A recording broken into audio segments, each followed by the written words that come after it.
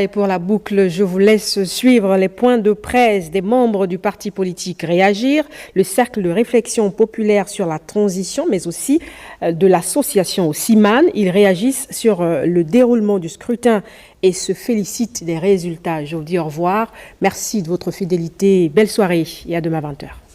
À la suite... Plus de 24 heures après l'annonce des résultats provisoires de l'élection référendaire par le ministre de l'Intérieur, les membres de l'association Osiman sont face aux hommes et femmes des médias pour faire le point de leur campagne dans la province du Wellington.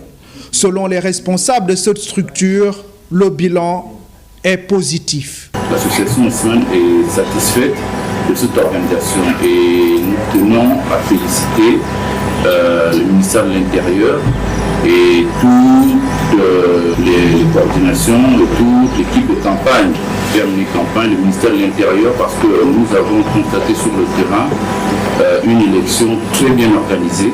Nous n'avons pas enregistré de plaintes au niveau des populations rurales à l'organisation de l'élection.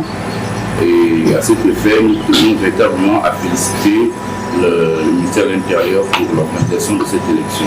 Les populations wellintémoises ayant voté oui à plus de 98%, les cadres de l'association Osiman se félicitent de ce résultat qui prouve à suffisance l'intérêt des populations du Septentrion à accomplir leurs devoirs citoyens.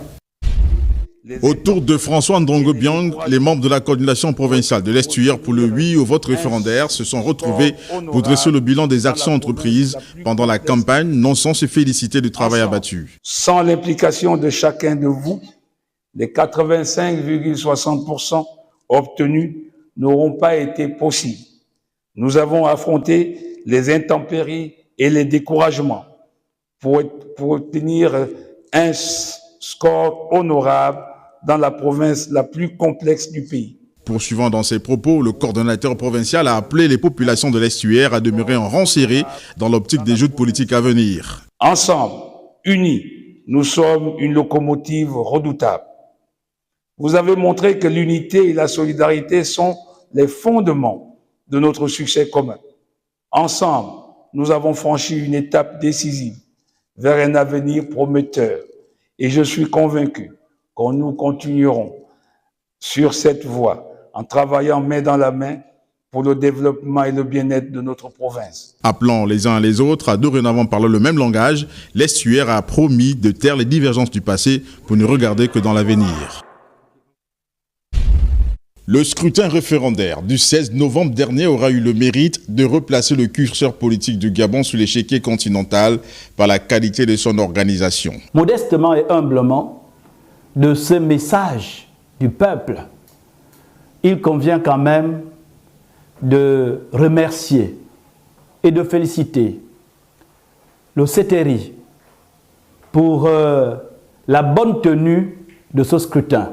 Nous avons aussi fait le tour de quelques centres de vote de notre pays, de la ville de Libreville, et nos relais à l'intérieur aussi ont tenu à nous tenir informés de ce qui se passait dans ces différents centres de vote.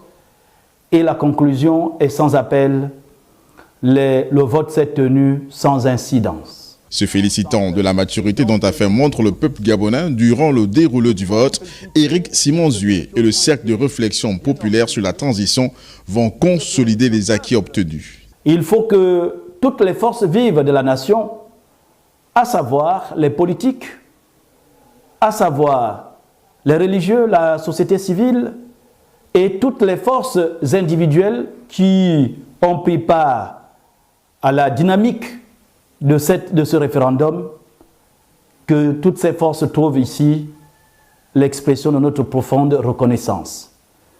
Nous remercions donc le peuple gabonais pour sa maturité. Éveilleur de conscience et avant-gardiste des actions entreprises par le CTRI, le CRPT promet de sonner le tocsin si jamais déviance s'invite dans la feuille de route des gouvernants.